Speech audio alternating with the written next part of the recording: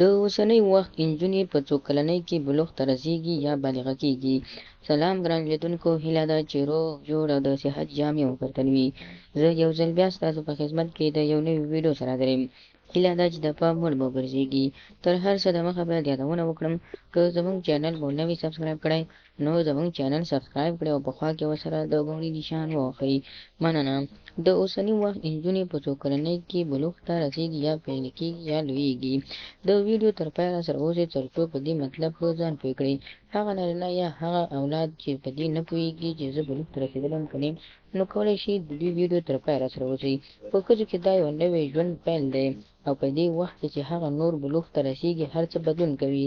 دا بدلون یوازې په بدن کچه نه وي بلکې په ذهني کچه هم وي، او ډېر وخت دا بدلون دومره ژور وي چې د نجلۍ ټول خوی ورسره بدلون کوي، او په کور کې ورسره نور غړي هم د یو څه مودې لپاره زغم او صبر څخه کار اخیستلو ته مجبور کېږي. لکه په اوس وخت کې ډېرې نجونې د 10 څخه تر 11 کلنۍ ترمنځ بلوغ ته رسیږي، او له دې مودې وروسته بیا د دوی د میاشتنۍ وینې عادت پیل کېږي.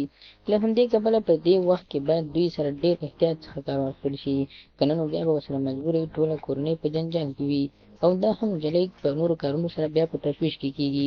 نو زموږ د ویډیو اصلي مطلب دا دی چې هر کله تاسو غواړئ چې نجلۍ بلوغ ته ورسیږي، نو تاسو یې ډېره زیاته تاثیر لاندې مه راولئ، یعنې ډېر کارونه د کور پرې مه کوئ، ځکه چې د دې ټول ذهن او فکر بدلېږي او بیا نشي کولی چې راتلونکی ژوند ښه جوړ کړي.